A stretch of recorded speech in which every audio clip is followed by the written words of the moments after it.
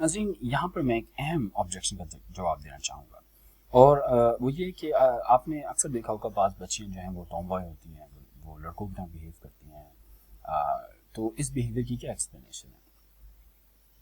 अक्सर इस बिहेवियर की ये एक्सप्लेनेशन दी जाती है कि देखिए, जब वो बच्चियाँ अपनी माँ के पेट में थीं तो उनके मुख्तलिफ अज़ा बन रहे थे, दिमाग भी बन रहा था। उस वक्त हुआ ये कि बहुत हाई लेवल ऑफ टेस्टोस्टेरोन, जो कि मर्दाना हार्मोन्स हैं, उनसे उनका एक्सपोजर हुआ, और उसकी वजह से उनका जो दिमाग है वो लड़कों से जो है वो मुशाबहत इख्तियार कर गया, और इसके नतीजे में उनकी नफ्सियात पर जो है वो फ़र्क पड़ा। ये चीज़ उनकी नफ्सियात पर असरअंदाज हुई, और फिर इसका नतीजा ये निकला कि जो पैदा हुई, थोड़ी बड़ी हुई, तो उन्होंने लड़कों की तरह बिहेव करना शुरू कर दिया। और फिर आगे कहा जाता है कि क्योंकि इस सारी चीज़ को साइंटिफिकली हम एक्सप्लेन कर सकते हैं, इसीलिए जो अकीदा इस के नतीजे में प्रोड्यूस हुआ इंसान के जहन में, जो अकीदा इस सारे प्रोसेसेस के नतीजे में प्रोड्यूस हुआ है इंसान की जेंडर आइडेंटिटी के बारे में, उसके जहन में, वो जो है वो ठीक है, और उसको जो है सबको सच मानना चाहिए। तो बेसिकली ये कहा जाता है, यानी ये कहा जा रहा है कि जो बायोलॉजिकल एक्सप्लेनेशन दी गई है और उस बायोलॉजिकल प्रोसेस के नतीजे में जो अकीदा वजूद में आया है इंसान के जहन में, वो अकीदा लाजमी ठीक होगा। नाज़रीन, ये जो एक्सप्लेनेशन है ये एक फैलेसी का शिकार है, जिसको जेनेटिक फैलेसी कहा जाता है। फैलेसी बुनियाद, जैसा मैं इन वीडियोस में बता चुका हूँ, फैलेसी से मुराद जो है वो रीजनिंग में, बहस मुबाहिसे में गलती का नाम है। और ये जो जेनेटिक फैलेसी है, इंसान इसका उस वक्त शिकार होता है जब वो ये कहता है कि किसी दलील को मैं कबूल करूँगा या मैं उसे रिजेक्ट करूँगा सिर्फ इस बिना पे कि जिस सोर्स से, जिस माखज़ से वो बाहर आ रही है या अख़ज़ की जा रही है, वो माखज़ अच्छा या बुरा है। यानी उस माखज़ के अच्छे या बुरे होने की बुनियाद पर हम उससे जो निकलने वाली दलील है, उससे जो अख़ज़ की जाने वाली दलील है, उसको जो है ना कबूल कर लेते हैं या उसको हम रिजेक्ट कर लेते हैं। हम मिसाल के तौर पे एक मिसाल आपके सामने रखिए। फ़र्ज़ करें कोई शख्स कहता है कि देखें, मेरा ये अक़ीदा कि ज़मीन गोल है, ये गलत है। वो इसलिए क्योंकि मैं अगर 2000 साल पहले पैदा होता तो मैं ज़मीन को फ्लैट मान रहा होता। अगर आप मेरे दोस्त की ये दलील देखें तो ये मुझे सिर्फ यही बता रही है कि मेरा अक़ीदा वजूद में कैसे आया, क्योंकि मैं फ़र्ज़ करें मैं मिलेनियल हूँ और मैंने साइंस नहीं पढ़ी भी, और मेरा अक़ीदा सिर्फ इसी तरह वजूद में आया है कि मैं जो है वो लोगों से मैंने इंटरेक्ट किए और लोगों ने मुझे बताया और मैंने इसे सच मानना शुरू कर दिया। अब अगर मैं अपने दोस्त की बात मान भी लूँ कि यही एक तरीका है जिससे मेरा अक़ीदा वजूद में आया कि ज़मीन जो है वो गोल है, तो मेरा दोस्त सिर्फ मुझे यही बता रहा है कि मेरा अक़ीदा कैसे वजूद में आया। मेरा दोस्त मुझे ये नहीं बता रहा मेरा अक़ीदा किस बिना पर गलत है या ठीक है। तो बात बहुत वाज़ेह है कि अगर आप किसी अक़ीदे की प्रोडक्शन के पीछे बायोलॉजिकल एक्सप्लेनेशन दे सकते हैं, तो इससे साबित नहीं होता कि वो अक़ीदा ठीक है या गलत है। और मैं आपको ये साबित करने के लिए कि जो मैंने बात कही है बिल्कुल ठीक है, मैं आपको चंद जो है वो मेंटल इलनेसेस के बारे में बताता हूँ, डिसऑर्डर्स के बारे में। डिलूजनल डिसऑर्डर को ले लीजिए। इसमें इंसान समझता है कि कुछ लोग हैं वो उसे जहर देना चाहते हैं, मारना चाहते हैं। एनोरेक्सिया के बारे में ये है, ये भी डिसऑर्डर है जो जिसमें इंसान समझता है कि वो ज़रूरत से ज़्यादा मोटा है, और ये चीज़ जो है उसे डिप्रेशन का शिकार कर देती है और इससे उसकी रोज़मर्रा की ज़िंदगी मुतासर होती है। बॉडी डिस्मॉर्फिक डिसऑर्डर को ले लीजिए। ये बेसिकली बताता है, और इस डिसऑर्डर का शिकार वो लोग होते हैं जो समझते हैं कि वो बदसूरत हैं, और फिर ये चीज़ जो है उनमें डिप्रेशन प्रोड्यूस करती है। इसी तरह बॉडी इंटीग्रिटी आइडेंटिटी डिसऑर्डर है। ये चीज़ जो है, ये जो डिसऑर्डर है, इसका शिकार जो लोग होते हैं वो समझते हैं कि उनका कोई ख़ास अज़ू जो है वो उनके जिस्म का हिस्सा नहीं है, और उसको जो है वो काट देना चाहिए, तभी उनका जिस्म मुकम्मल होगा। अब इन तमाम डिसऑर्डर्स को देख लीजिए। इन तमाम डिसऑर्डर्स के बारे में आप जो है उनकी बायोलॉजिकल एक्सप्लेनेशन दे सकते हैं, कुछ की है भी, और ज़ाहिर बात है ये डिसऑर्डर्स हैं तो इनकी बायोलॉजिकल एक्सप्लेनेशन तो ज़रूर होगी, हमें ना मालूम हो।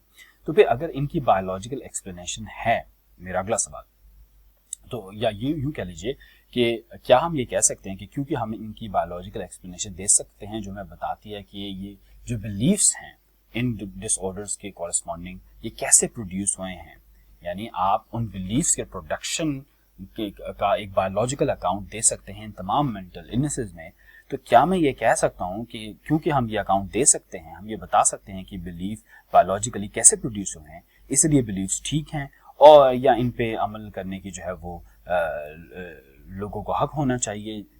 تو آپ بھی اور محرم معیز، شہزادی رائے، ریم شریف جیسے لوگ یہ کہیں گے نہیں یہ ان پہ تو عمل کرنے کی اجازت نہیں ہونی چاہیے، تو میں کہوں گا کہ پھر اگر ایسی بات ہے تو پھر یہ جو ایکسپلینیشن جو دی جاتی ہے اور یہ کہا جاتا ہے کہ یہ نیچرل ہے یا انسان اس کے ساتھ پیدا ہوا ہے، اس کے پیچھے بایولوجی انوالو ہے، تو پھر اس سارے معاملے میں بھی جو یہ نہیں کہنا چاہیے کہ کیونکہ ہمارے پاس اس بلیف کا بایولوجیکل ایکسپلینیشن ہے اس لیے بلیف ٹھیک ہے. یعنی اگر کوئی لڑکی اپنے آپ کو لڑکا سمجھتی ہے، آپ یہ کہیں کہ اس کا یہ بلیف ٹھیک ہے کیونکہ میں یہ ایکسپلین کر سکتا ہوں کہ یہ بلیف کیسے پروڈیوس ہوا ہے. جس طرح سے آپ یہاں نہیں مانیں گے کہ ان لوگوں کا جو ان ڈس آرڈرز کا شکار ہے ان کا بلیف ٹھیک ہے، تو پھر ہمیں یہاں پہ بھی نہیں ماننا چاہیے. ناظرین، جو تیسری فلسافیکل اسمپشن ہے اس قانون کی، وہ یہ ہے کہ سیکس اور جینڈر جو ہے وہ سماجی ساخت ہیں، یعنی انسان کی بنائی ہوئی چیزیں ہیں، انسان کے رواج نے ان کو جنم دیا ہے، ان کا کوئی حقیقی وجود نہیں ہے. میں ایک بات آپ کو بتاتا چلوں کہ صنف پہ تو ہم بات کریں گے، لیکن سیکس کو کہنا کہ یہ انسان کی بنائی ہوئی چیز ہے، یہ صریحاً قرآن کے خلاف ہے. آپ یہ دیکھیے کہ اب سوال یہ تھا پیدا ہوتا ہے کہ یہ پتہ کیسے چلے گا کہ سیکس کو کہا جا رہا ہے کہ سوشل کنسٹرکشن ہے. ناظرین، اگر فرض کریں میں آپ سے کہوں یا آپ مجھ سے کہیں کہ آپ کا نام سعد محمود ہے اور یہ نام آپ کو اسائن کیا گیا ہے، تو اس جملے کا مطلب ہوگا کہ میرا نام جو ہے یہ مجھے دیا گیا ہے، میں اس کے ساتھ لے کر پیدا نہیں ہوا تھا، کوئی میرے پاس آئیڈینٹی کارڈ نہیں تھا جب میں پیدا ہوا تھا اس پہ لکھا تھا کہ میرا نام سعد محمود ہے، بلکہ یہ معاشرے نے مجھے دیا ہے. یہ ایک سماجی ساخت ہے اور میرا نام مجھے اسائن کیا گیا ہے. یہ لفظ مجھے بتا رہا ہے کہ نام میری کوئی جسم کی کوئی خوبی نہیں ہے جس کے ساتھ میں پیدا ہوا ہوں، بلکہ یہ مجھے معاشرے نے دیا ہے، میرا نام مجھے معاشرے نے دیا. اور مجھے کیسے پتہ چل رہا ہے؟ کیونکہ اس کے لیے اسائن کا لفظ استعمال ہو رہا ہے. یہاں پر بھی جب آپ اس کا ٹیکسٹ پڑھتے ہیں تو اس میں سیکس کے بارے میں اسائن کہا جا رہا ہے.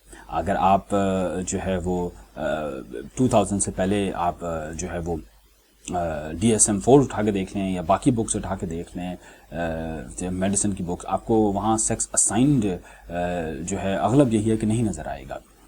لیکن اگر آپ ابھی بکس اٹھا کے دیکھیں تو آپ کو وہاں سیکس اسائنڈ نظر آئے گا.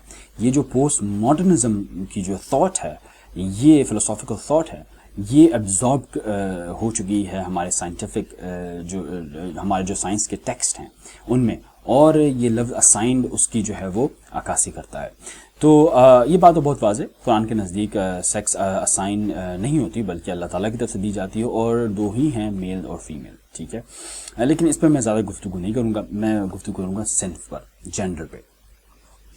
اکثر میں نے جو ڈیبیٹس دیکھی ہیں، تقریباً ساری ہی ڈیبیٹس میں جو میں نے آن لائن دیکھی ہیں، جو میں نے پریس کانفرنسز دیکھی ہیں، جو میں نے کورٹ میں ڈیبیٹ سنی ہیں، ان میں ایک بہت بنیادی مسئلہ یہ ہوتا ہے کہ اس ایکٹ کے جو ناقدین ہیں وہ سمجھتے ہیں کہ سیکس اور جینڈر بیسکلی دو مترادف الفاظ ہیں. جو اس قانون کے حامی ہیں وہ کہتے ہیں کہ نہیں، سیکس اور جینڈر جو ہیں وہ مترادف الفاظ نہیں ہیں، سیکس کا مطلب کچھ اور ہے، جینڈر کا مطلب کچھ اور ہے. اور اس طرح کی جب ڈیبیٹس ہوتی ہیں تو ماڈریٹر بیچارہ کنفیوز بیٹھا رہتا ہے، کیونکہ دونوں پارٹیز اس ورڈ جینڈر کو مختلف معنوں میں استعمال کر رہی ہوتی ہیں. ایک پارٹی کہہ رہی ہے سیکس کا مطلب جینڈر ہے، اس معنوں میں استعمال کر رہی ہوتی ہے، اور دوسری پارٹی بالکل ڈفرینٹ معنوں میں استعمال کر رہی ہوتی ہے. میں سمجھتا ہوں ایک پروڈکٹیو ڈیبیٹ کے لیے سب سے پہلا کام یہ کرنا چاہیے کہ ہمیں واضح کر دینا چاہیے کہ ہم الفاظ کو کن معنوں میں استعمال کر رہے ہیں. تو اسی لیے اب میں جاتا ہوں اور میں آپ کے سامنے ماڈرن انڈرسٹینڈنگ جینڈر کی جو ہے وہ رکھتا ہوں، اور یہی وہ انڈرسٹینڈنگ ہے. جب میرا ریبٹل کا ٹائم آیا فیڈرل شریعت کورٹ میں، تو میں نے سب سے پہلا کام یہ کیا، وہاں جا کے پہلی دفعہ کورٹ میں جینڈر ڈیفائن کیا. اس سے پہلے کسی نے جو ہے وہ جینڈر ڈیفائن نہیں کیا تھا. تو جینڈر کی تعریف کیا ہے؟ جینڈر کی تعریف میں نے یہ ورلڈ ہیلتھ آرگنائزیشن کی تعریف کوٹ کی، اور وہ یہ ہے کہ gender refers to the characteristics of women, men, girls and boys that are socially constructed. This includes norms, behaviors, roles associated with being a woman, man, girl, and boy, as well as relationships with each other. As a social construct, gender varies from society to society and can change over time. بات بہت واضح ہے. اس میں gender کے تین جہتوں کے بارے میں بات کیا گیا ہے, نارمز, بیہیویئرز, رولز. اور اس کا سادہ سا مطلب یہ ہے کہ دیکھیں جو ماڈرن جو انڈرسٹینڈنگ ہے جنڈر کی وہ یہ ہے کہ آپ کسی انسان کی جنس کی بنا پہ اس سے کیا توقعات رکھتے ہیں, یعنی ایک معاشرہ اس انسان کی جنس کی بنا پہ اس سے کیا توقعات رکھے گا. جو توقعات رکھتا ہے معاشرہ وہ جو ہے وہ جنڈر کہلاتا ہے اس جنس کا. اور یہ جنڈر جو ہے وہ سوسائٹی چینج ہوتا ہے, یہ جنڈر ریلیٹیوزم ہے, اور ظاہری بات ہے یہ وقت کے ساتھ بھی چینج ہوتا ہے. تو اس کی مثال کے طور پہ مدر کا جو جنڈر ایک رول ہے وہ جنڈر رول ہے, اسی طرح فادر کا بھی جو رول ہے وہ جنڈر رول ہے. یعنی مثال کے طور پہ کہ جب یہ کہا جاتا ہے کہ ایک فیمیل عورت, ایک فیمیل جو ہے جب وہ ماں بنتی ہے تو معاشرہ جو ہے اس سے خاص قسم کی ایکسپیکٹیشن رکھتا ہے. اسی طرح جب ایک میل باپ بنتا ہے تو اس سے خاص قسم کی ایکسپیکٹیشن معاشرہ رکھتا ہے. اسی طرح اس کے بیہیویئرس کے حوالے سے بھی ایک خاص ایکسپیکٹیشن ہوتی ہے. یعنی عورتوں کے بارے میں کہا جاتا ہے کہ وہ شرمیلی ہوتی ہیں, مردوں کے بارے میں کہا جاتا ہے وہ ایگریسو ہوتے ہیں, اور اس طرح کی اور چیزیں بھی جو ان کی جن سے منسلک ہوتی ہیں اور وہ معاشرہ کرتا ہے. یعنی وہ خدا کی طرف سے نازل نہیں کردہ ہوتی, بلکہ یہاں پر اگر آپ اس ڈیفینیشن پہ غور کریں تو اس ڈیفینیشن کا سادہ سا مطلب ہے کہ پورا کا پورا جنڈر جس میں نارمز, بیہیویئرز, رولز آ جاتے ہیں, یہ سارا کا سارا معاشرہ جو ہے وہ متعین کرتا ہے. یہ سماجی ساخت ہے, اس میں خدا کا مذہب کا کوئی رول نہیں ہے.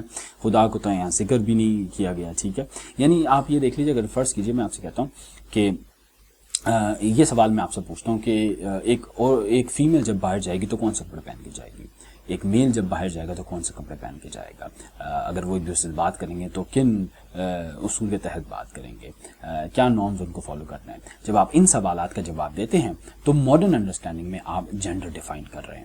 اور پھر یہ کہا جاتا ہے کہ جنڈر جو ہے وہ سوسائٹی ویری کرتا ہے اور جو ہے ٹائم کے ساتھ چینج بھی ہوتا ہے. اب آپ نے دیکھ لیا ہوگا کہ کیوں ماڈرن معنوں میں سیکسول جنڈر ایک چیز نہیں ہے. سیکس سے مراد بایولوجیکل کیریکٹرسٹکس ہیں, ٹھیک ہے, اور جنڈر سے مراد کیا چیزیں ہیں, جنڈر سے مراد وہ جو سوسائٹی کے ایکسپیکٹیشنز ہیں, جو معاشرے کی توقعات ہیں انسان سے اس کی جنس کے مطابق, وہ جنڈر ہے. اور ظاہری بات ہے ماڈرن معنوں میں تو یہ مترادف ہے نہیں. اچھا, اب میں آگے کرنے کیا جا رہا ہوں, میں اصل میں اپنے ناظرین کو یہ بتانا چاہتا ہوں کہ اگر یہ ڈیفینیشن ہم مان لیں, یا آپ یہ کہہ لیں کہ میں یہ اصل میں پوچھنا چاہ رہا ہوں, یہ میرا بنیادی سوال ہے سلائیڈ پہ, کہ کیا ایک مسلمان اس تعریف کو مانتے ہوئے قرآن کو بھی مان سکتا ہے؟ یہ سوال ہے, بہت بنیادی سوال.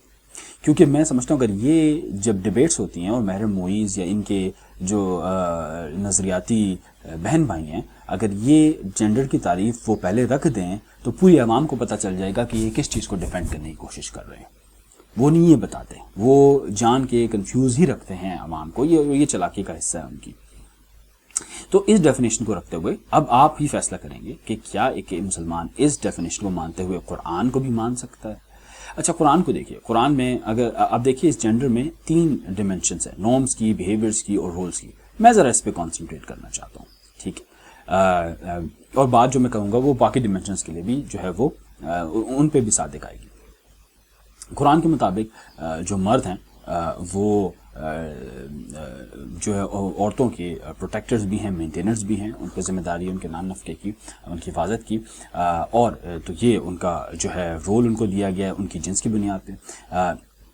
جو وائفز ہیں ان کو کہا گیا ہے کہ اچھی وائفز جو ہیں وہ اوبیڈینٹ ہوتی ہیں, اپنے ہسبینڈ کی بات مانتی ہیں, ٹھیک ہے, یہ ان کو رول دیا گیا ان کی جنس کی بنیاد پہ. جب ایک عورت وائف بنتی ہے تو اس سٹیٹس میں یہ اس سے ایکسپیکٹیشن جو ہیں وہ قرآن کے مطابق ہیں. یہاں پر آپ یہ دیکھیے کہ اگر میں اس تعریف کو دیکھوں تو یہ تعریف بیسکلی کیا کہہ رہی ہے. اس تعریف کو اگر میں آرگیومنٹ کی فارم میں لکھوں تو یہ تعریف کہہ رہی ہے all gender roles are created by human beings. ٹھیک ہے, یہ سادہ سا دعویٰ ہے اس تعریف کا کہ تمام کے تمام جنڈر رولز انسان کی پیداوار ہیں, یہ انسانی ساخت ہے, یہ معاشرتی ساخت ہے, ٹھیک ہے, سوشل کنسٹرکشن ہے. اچھا, ابھی ہم نے ادھر دیکھا کہ قرآن میں جنڈر رولز ہیں. اگر میں اس انفارمیشن کو کہ تمام جنڈر رولز انسان کی پیداوار ہیں اور قرآن میں جینڈر رولز ہیں کمبائن کروں تو اس کا لازمی نتیجہ نکلتا ہے کہ Quranic gender roles are created by human beings. یہ نتیجہ کوئی بھی مسلمان نہیں مان سکتا. اور یہی بات میں نے ریباٹل میں چیف صاحب کے سامنے کہی تھی کہ یہ تعریف ایسی ہے کہ اس کو کیسے کوئی مسلمان مان سکتا ہے.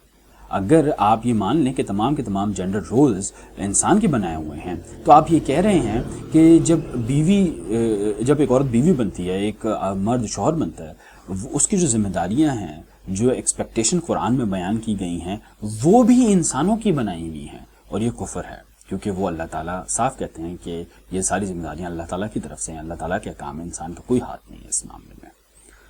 تو یہ اس تعریف کے ساتھ آپ قرآن کی ان آیات کو، قرآن کے تصور کو نہیں مان سکتے. اور بعض لوگ اصل میں یہ کہتے ہیں کہ دیکھیں جنڈر جو ہے وہ سوشل سائنسز کی کتابوں میں جنڈر کا ذکر ہے اور یہ ایک سائنٹیفک چیز ہے. ان کو نہیں پتہ وہ کیا بات کر رہے ہیں، ان کو یہ بھی نہیں پتہ کہ جو ہے وہ اس سے کیا مراد ہے. ہر چیز جو سائنس کی کتاب میں لکھی ہوتی ہے وہ سائنس سے نہیں ہوتی، سائنس کا حصہ نہیں ہوتی. بعض دفعہ سائنس کی کتاب میں تاریخی انفارمیشن ہوتی ہے، کیا وہ سائنس ہوتی ہے؟ بالکل ایسا نہیں ہوتا. اور اگر یہ چیز سائنس میں آ ہی گئی ہے، یہ تعریف سائنس سوشل سائنسز کی ٹیکسٹ بک میں، یا آپ سائیکیٹری میں کہ DSM-5 میں بھی آپ کو مل جائے گی، اس کا یہ مطلب نہیں ہوتا کہ یہ سائنسی چیز ہے، یہ سائنٹیفک چیز ہے. یہ فلسافیکل اسمپشن ہے، ٹھیک ہے. اور اگر ہم یہ مان لیں گے کہ کیونکہ یہ سائنس کی کتاب میں درج ہے اس طرح سے اس لیے سائنسی ہے، تو بہت سی سوشل سائنس کی کتاب میں آپ کو یہ بھی مل جائے گا کہ مذہب بھی سوشل کنسٹرکشن ہے. تو اب کیا اب کل کو آپ یہ کہیں گے کہ دیکھیں مذہب کا بھی ہمیں انکار کر دینا چاہیے کیونکہ وہ سوشل کنسٹرکشن ہے، یہ سائنس کی کتابوں میں لکھا ہوا ہے؟ ایسا نہیں ہوتا. سائنس کی بہت سی کتابوں میں فلسفہ بیچا جا رہا ہوتا ہے کیونکہ ہمارے لوگ اتنے اٹینٹیو نہیں ہیں، اتنے سینسٹیو نہیں ہیں، وہ فرق نہیں کر سکتے.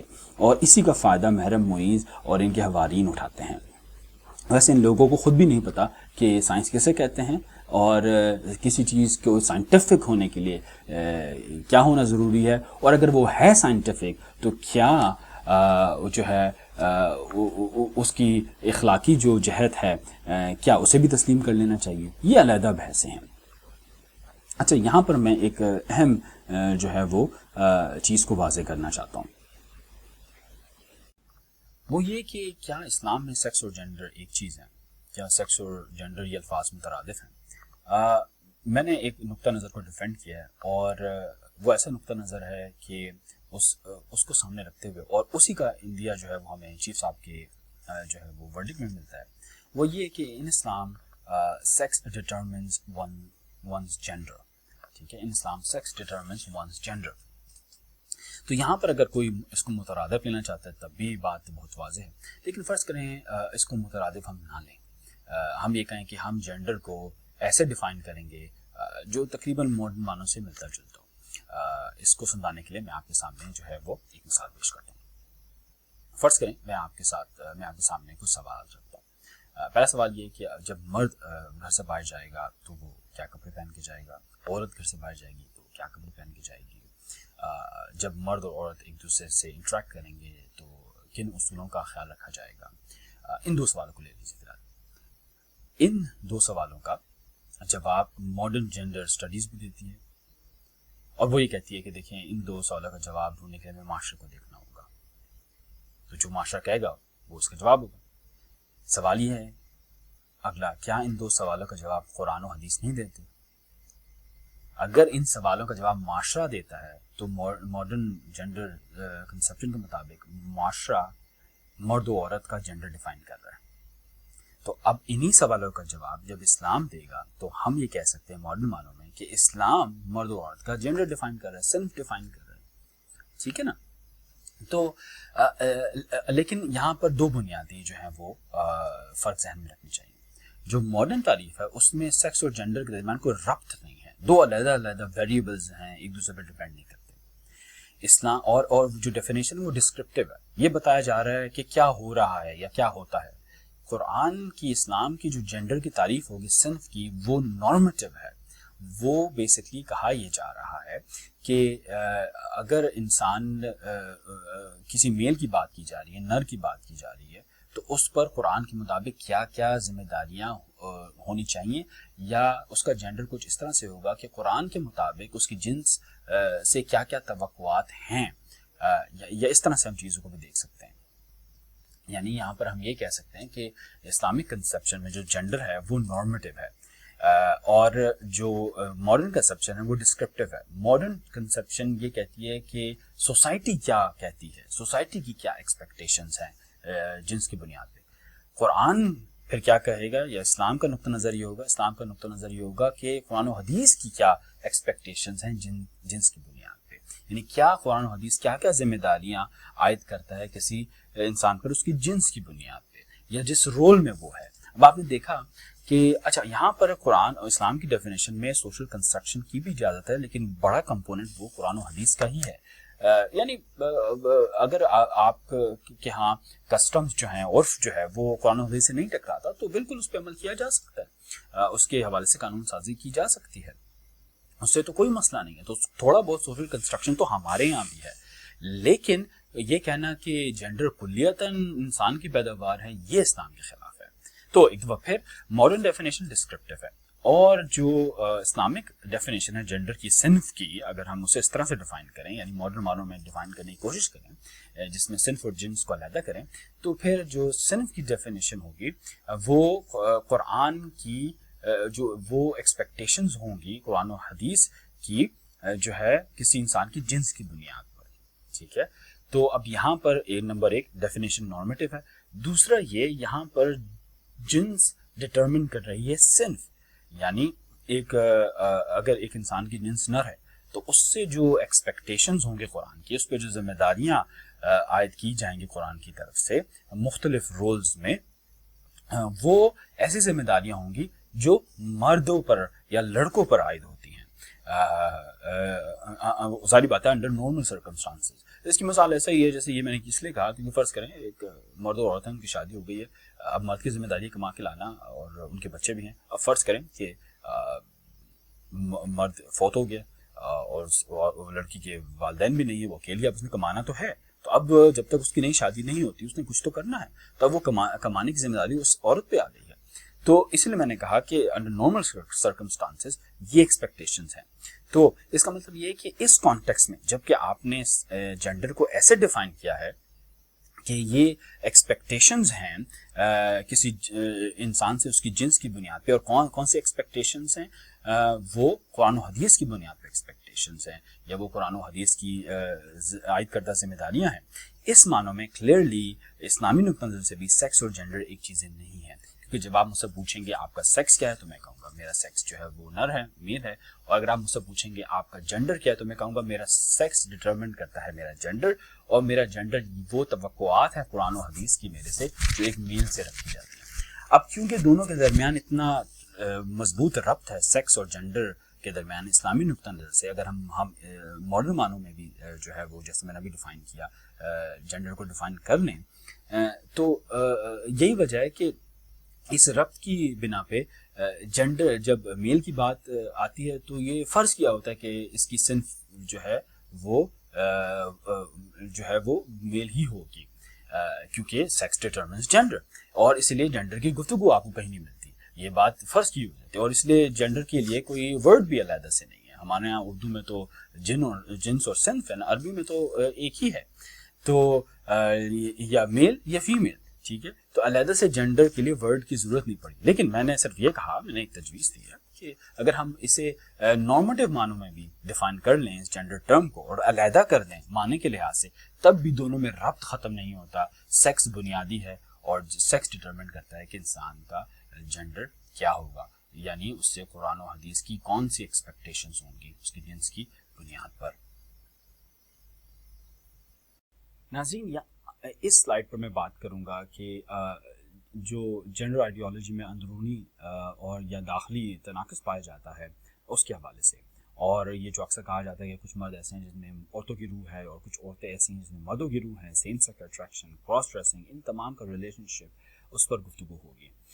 اب جب آپ یہ کہہ دیتے ہیں کہ اب تو یہ پہلا نقطہ میں آپ کے سامنے رکھ رہا ہوں اپنی تمہید کا، جو واضح کرے گا کہ یہ جنڈر آئیڈیالوجی میں مسئلہ کیا ہے، کہ اگر آپ یہ کہتے ہیں کہ جنڈر جو ہے محض ایک سماجی ساخت ہے، تو پھر ایک بچہ جو کہ ماں کے پیٹ میں ہوتا ہے وہ کیسے میل اور فیمیل جنڈر آئیڈینٹی ڈیولپ کر سکتا ہے؟ وہ اس لیے کہ ہماری جو رواج ہیں، جو سماجی ساخت ہیں، ان کا علم تو اس بچے کو نہیں ہوتا. مثال کے طور پہ ایک ماں کے پیٹ میں ایک بچے کو یہ علم نہیں ہے کہ ہم ریڈ سگنل پہ رکتے ہیں اور گرین سگنل پہ ہم چلتے ہیں. تو اگر جینڈر بھی کچھ ایسی ہی چیز ہے جو معاشرے نے ایجاد کی ہے، تو اس جینڈر کی سینس، ایسی چیز جو معاشرے نے ایجاد کی ہے، اس کی سینس ایک بچے کو جو کہ ماں کے پیٹ میں کیسے آ سکتی ہے؟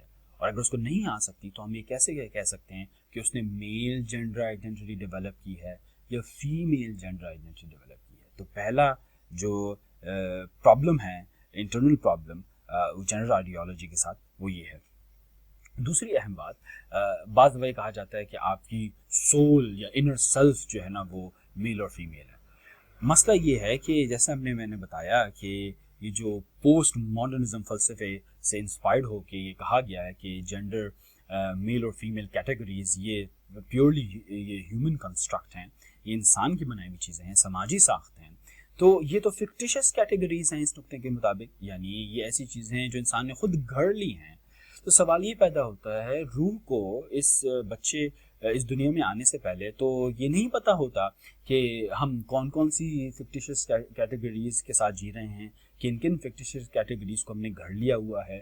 وہ تو جب روح جسم میں آتی ہے تب، اور معاشرے میں سوشلائزیشن کا پروسیس ہوتا ہے تب اسے پتہ چلتا ہے. تو یہ انر سیلف کیسے میل اور فیمیل ہو سکتی ہے، کیسے ہو سکتی ہے؟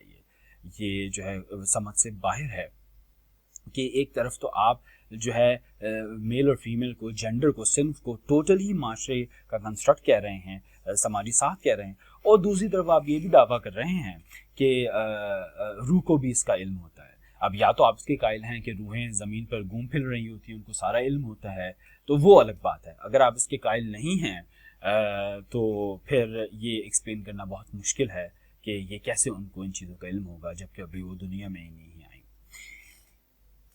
ناظرین، یہاں پر اگر میں مذہبی نقطہ نظر گفتگو کروں تو یہاں پر جو ہے ایک بہت ہی اہم مفروضے کو فرض کیا گیا ہے، اور وہ یہ فرض کیا ہے کہ روح کا بھی جینڈر ہوتا ہے، صنف ہوتا ہے. اسلامی نقطہ نظر سے ایسا کوئی ایویڈنس ہمارے پاس نہیں ہے. پہلے تو جو یہ دعویٰ کرتا ہے، چاہے وہ صوفی ہے یا کوئی اور مکتب فکر ہے، اسے پہلے یہ ثابت کرنا ہوگا کہ ایسا قرآن و حدیث میں مینشنڈ ہے، تو پھر ہم اس پہ جو ہے کوئی سنجیدگی سے ہم جو ہے اس پہ گفتگو کریں گے. اس کے علاوہ ناظرین، جب پوچھا جائے ان سے کہ چلیں آپ مذہب تو ثابت نہیں کر سکتے، آپ یہ فرمائیے گا، یہ عرض کیجیے گا کہ آپ کو کیوں لگتا ہے کہ آپ کے اندر مخالف جنس کی روح ہے؟ تو پہلی دلیل یہ پیش کی جاتی ہے کہ ہم جو ہے وہ ہمارے اندر سیم سیکس اٹریکشن ہے، یعنی ہم ایسے مرد ہیں جو مردوں کی طرف اٹریکٹ ہوتے ہیں، ایسی عورتیں ہیں جو عورتوں کی طرف اٹریکٹ ہوتی ہیں. ناظرین، اس دلیل کے جواب میں جو چیز فرض کی گئی ہے، یعنی جو یہ دلیل دیتے ہوئے کہ بھئی کیونکہ ہمارے اندر سیم سیکس اٹریکشن ہے اسی لیے ہمارے اندر مخالف جنس کی روح ہے، اس جواب میں جو چیز فرض کی گئی ہے وہ یہ کی گئی ہے کہ آپ کا جنسی رجحان لازمی طور سے یہ بتائے گا کہ آپ کا صنف کیا ہے. ٹھیک ہے، کہ آپ کے اندر جو روح ہے اس کا صنف کیا ہے. یہ بالکل درست نہیں ہے. اس کی پہلی وجہ یہ ہے کہ آپ کے پاس، آپ کے معاشرے میں بہت سے ایسے لوگ ہیں جو جس کو ہم MSM کہتے ہیں، مین سیکس ود مین. ایسے لوگ ہیں، ایسے آدمی ہیں جو اپنے آپ کو مرد مانتے ہیں، لیکن تب بھی وہ جو ہے وہ جنسی جو ہے معاملات کرنا مردوں کے ساتھ پسند کرتے ہیں، یعنی وہ مردوں کی طرف اٹریکٹ ہوتے ہیں لیکن وہ مرد تب بھی اپنے آپ کو مرد مانتے ہیں. تو اگر ہم یہ مان لیں کہ ان کی سیکشل اٹریکشن، کسی کی سیکشل اٹریکشن جو ہے، جنسی رجحان لازمی یہ ہمیں بتائے گا کہ ان کی سول کا جینڈر کیا ہے، تو پھر اس کیس میں یہ کیا وجہ ہے کہ یہ مرد اپنے آپ کو مرد ہی مان رہے ہیں؟ یہ تو نہیں کہہ رہے کہ ہم عورتیں ہیں. دوسری وجہ یہ کہ ہمارے پاس کچھ ایسے لوگ ہیں جو بائی سیکشول ہیں، یعنی وہ مردوں کی طرف بھی اٹریکٹ ہوتے ہیں، عورتوں کی طرف اٹریکٹ ہوتے ہیں. تو کیا ہم یہ کہیں گے کہ وہ 2 in 1 ہیں، یعنی ان میں مردوں کی بھی سول ہے اور عورتوں کی بھی سول ہے؟ یہ ایک مزے کا خیز جواب ہوگا. اس کو چھوڑیے، میں آپ کو ایک اور بات بتاتا ہوں. بعض مرد ایسے حضرات ہیں جو بھینسوں کی طرف اٹریکٹ ہوتے ہیں، تو کیا آپ یہ کہیں گے کہ ان مردوں میں اصل میں بھینسے کی روح ہے؟ یہ ایک مزے کا خیز جواب ہوگا. تو جو دوسری دلیل ہمارے سامنے پیش کی جاتی ہے اس دعوے کو ثابت کرنے کے لیے کہ ہمارے اندر اور مخالف جنس کی روح ہے، وہ یہ کہ دیکھیں کوئی مرد ہیں تو کہیں گے ہم جو ہے نا وہ عورتوں کی طرح بیہیو کرتے ہیں، اور یہی روح والا بیکار آرگیومنٹ جو ہے وہ محرم معیز جیسے لوگوں نے استعمال کیا ٹرانسجینڈر ایکٹ کو لیگلائز کرانے میں، اور اس نے خود ایک ویڈیو میں اس کا اقرار کیا کہ ہم نے ایل جی بی ٹی کر کے یہ قانون نہیں پاس کروایا، بلکہ ہم نے لوگوں سے کہا کہ ہمارے اندر عورتوں کی روح ہوتی ہے۔ کیوں؟ کیونکہ اگر ہم یہ مذہبی زبان استعمال کریں گے تو لوگ ہماری بات پہ کان دھریں گے پاکستان میں، کیونکہ پاکستان میں لوگ مذہبی ہیں۔ اس لیے ہمیں غور کرنا چاہیے کہ اگر کوئی مذہبی لینگویج استعمال کر رہا ہے کیا وہ اس چیز کو نصوص سے ثابت کر سکتا ہے، قرآن و حدیث سے؟ اگر نہیں تو پھر ہمیں اس کی باتوں میں نہیں آنا چاہیے۔ تو اب یہاں پر انہوں نے بھی یہی ٹریپ کیا، انہوں نے کہا یہ لوگ مذہب کو زیادہ مانتے ہیں، چلیں روح کا ذکر کرتے ہیں، ہمارے اندر روح ہے۔ تو اچھا پھر وہ آگے سے کہتے ہیں دوسری دلیل کیا دیتے ہیں اپنے اندر مخالف جنس کی روح ہونے کی؟ وہ کہتے ہیں دیکھیں میں ایک عورت ہوں، مردوں کی طرح بیہیو کرتی ہوں، یا میں جو ہوں کراس ڈریسر ہوں، میرا جینڈر ایکسپریشن مردوں جیسا ہے۔ اسی طرح ایک مرد کہتا ہے میرا جینڈر ایکسپریشن عورتوں جیسا ہے، میں جو ہے نا عورتوں کی طرح بیہیو کرتا ہوں، عورتوں کی طرح کپڑے پہننے مجھے پسند ہے۔ تو اس صورت میں کیا ہوگا؟ اس صورت میں ہم ان سے کیا جواب دیں گے؟ اس صورت میں پہلی بات تو ہے کہ یہ جو دوسرا نقطہ ہے یہ فرض کیے ہوئے ہے کہ انسان کا جینڈر ایکسپریشن یا اس کے کپڑے پہننے کا انداز لازمی یہ انڈیکیٹ کرے گا کہ اس کی سول کا جینڈر کیا ہے، اور یہ غلط ہے۔ وہ ایسے کیونکہ آپ کے پاس ایسے مرد حضرات ہیں جن کو ہم کہتے ہیں کہ وہ آٹوجینوفیلیا کا شکار ہیں، یہ ایسے مرد حضرات ہوتے ہیں جن کے بارے میں نے پہلے بھی گفتگو کی ان ویلاگس میں، جن کو عورتوں کے کپڑے پہن کر عورتوں کی طرح جو ہے وہ میک اپ وغیرہ کر کے یا یہ خیال کہ وہ عورت ہیں، ان کو اس چیز سے جنسی تسکین ملتی ہے، تو کہتے وہ اپنے آپ کو مرد ہی ہیں لیکن ان کو جنسی تسکین ملتی ہے۔ تو اب آپ مجھے بتائیے اس کیس میں وہ مرد جو اپنے آپ کو مرد کہہ رہا ہے، پہن وہ عورتوں کے کپڑے رہا ہے، میک اپ بھی کر رہا ہے، لیکن اس کیس میں وہ کبھی یہ نہیں کہے گا کہ میرے اندر جو ہے وہ عورت کی روح ہے، وہ کہے گا میں مرد ہی ہوں لیکن مجھے جنسی تسکین ملتی ہے۔ تو اس سے یہ ثابت ہوا کہ کسی مرد کا عورت کے کپڑے پہننا یا اس کا جینڈر ایکسپریشن اختیار کرنا یہ ثابت نہیں کرتا کہ اس کے اندر جو ہے وہ عورتوں کی روح ہے۔ اسی طرح آپ کے پاس جو ہے وہ ڈیزسٹرز ہیں، ڈی ٹرانزیشنرز ہیں، جو کہ پوری ہی حتمیت کے ساتھ انہوں نے یہ دعویٰ کیا تھا کہ ہمارے اندر تو دوسرے مخالف جنس کی روح ہے، اس پہ میں نے کافی گفتگو کی ہے، لیکن 10 سال بعد، 5 سال بعد، 10 سال بعد، 15 سال بعد ان کو احساس ہوا کہ ایسا نہیں ہے، ان کا عقیدہ غلط تھا۔ تو اب آپ کیا کہیں گے کہ ان میں جو روح تھی وہ نکل کے کہیں باہر بھاگ گئی؟ آپ ایسا نہیں کہیں گے، بلکہ ایسا کہنا جو ہے مزے کا خیز ہوگا۔ ناظرین، اس کے علاوہ میری آرگیومنٹس کا ایک اور سیکشن بھی ہے جہاں پر میں نے ہیومن رائٹس کے فلسافیکل فریم ورک پہ تنقید کی ہے۔ میں اس پہ اور بھی بہت کچھ لکھنا چاہتا تھا، بہت کچھ ہے میرے پاس کہنے کو، لیکن میں صرف آپ کے ساتھ اپنی بنیادی انسائٹس شیئر کروں گا۔ میں نے اس لیے اس پہ زیادہ نہیں لکھا اپنے آرگیومنٹس میں کیونکہ یہ شریعت کوڈ تھی، اور مجھے لگ رہا تھا کہ اگر میں زیادہ کچھ لکھوں گا تو وہ میرے ٹیکسٹ کو اگنور کر دیں گے، کیونکہ ظاہری بات ہے وہ ججز فلسافیکلی لٹریٹ تو نہیں ہیں، اس لحاظ سے وہ فلاسفرز نہیں ہیں، اور یہ ایک بہت بڑا میں سمجھتا ہوں ڈرا بیک ہے کہ ان کو ججز کو میں سمجھتا ہوں بہت ہی ریگرسلی ٹرین کرنا چاہیے لاجک میں، اور بہت ہی ان کو فلسفہ بھی پڑھانا چاہیے تاکہ ان کی ججمنٹ امپروو ہو سکے۔ یہ میرا تجربہ ہے فیڈرل شریعت کورٹ کی ہیئرنگز میں دلائل دینے کے بعد اور دلائل سننے کے بعد۔ میں سمجھتا ہوں کہ ہمارے ججز کو فلسفے کا بہت اچھا علم ہونا چاہیے، اور نہ صرف فلسفے کا بلکہ منطق پہ بھی ان کو مہارت ہونی چاہیے۔ اور یہ کوئی ایسی بات نہیں ہے، اگر آپ پیچھے چلے جائیں، اگر آپ مسلمانوں کا مدرسے کا کریکولم دیکھیں، جو ججز ہوتے تھے اس زمانے کے وہ ماہر ہوتے تھے لاجک پہ، لیکن افسوس کی بات یہ ہے کہ آج ہمارے یہ کلچر جو ہے ہماری جوڈیشری میں نہیں ہے، اور اس پہ میں بہت لمبی چوڑی بحث کر سکتا ہوں لیکن ابھی میں اس پہ ٹائم نہیں لگاؤں گا، لیکن صرف یہ بتا رہا ہوں کہ اس کی بہت ضرورت ہے۔ تو ناظرین، اس کے آخری حصے میں نے ہیومن رائٹس کے فلسافیکل فریم ورک پہ تنقید کی ہے، اور میں نے یہ شو کیا کہ ہیومن رائٹس کا جو فلسافیکل فریم ورک ہے وہ اسلام کے فلسافیکل فریم ورک سے جو ہے وہ متصادم ہے۔ آپ یہ بھی چیز دیکھیں گے کہ جہاں جہاں آپ ایل جی بی ٹی کو دیکھیں گے، اور میں نے یہ کوٹ بھی کیا ہیومن رائٹس کا ڈاکیومنٹ، جہاں لکھا ہے کہ ایل جی بی ٹی کے جو رائٹس ہیں وہ بنیادی انسانی حقوق ہیں، اور ظاہری بات اگر آپ یہ مان لیں گے تو پھر یہ ہیومن رائٹس کا فریم ورک بہت ہی کلیئر انداز میں صریحاً قرآن وہ حدیث سے ٹکراتا ہے، اور یہی ہمیں وہاں ثابت کرنا تھا۔ ہیومن رائٹس کے حوالے سے بہت ہی زبردست تنقید کی جا سکتی ہے فلسفے کے اعتبار سے، اور میں کروں گا بھی، لیکن ان ویلاگز میں نہیں۔ یہاں پر میرے جو آرگیومنٹس ہیں ختم ہوتے ہیں۔ مجھے امید ہے کہ آپ کو یہ تمام پوری کی پوری سیریز پسند آئی ہوگی، اور آپ اس سے جو ہے وہ بھرپور انداز سے مستفید ہوئے ہوں گے۔ اپنی فیڈ بیک دینا نہ بھولیے گا۔ اس چیز کے ساتھ میں اپنے اس ویلاگ کو جو ہے وہ ختم کرتا ہوں۔ انشاءاللہ میں ایک نئی سیریز شروع کروں گا جس کا تعلق جو ہے وہ اور ایشوز سے ہوگا، ایتھیزم، فلسفی of science, existence of God, اور اس طرح کی چیزوں پہ میں انشاءاللہ گفتگو کروں گا اور اپنے ویلاگس بھی بناؤں گا۔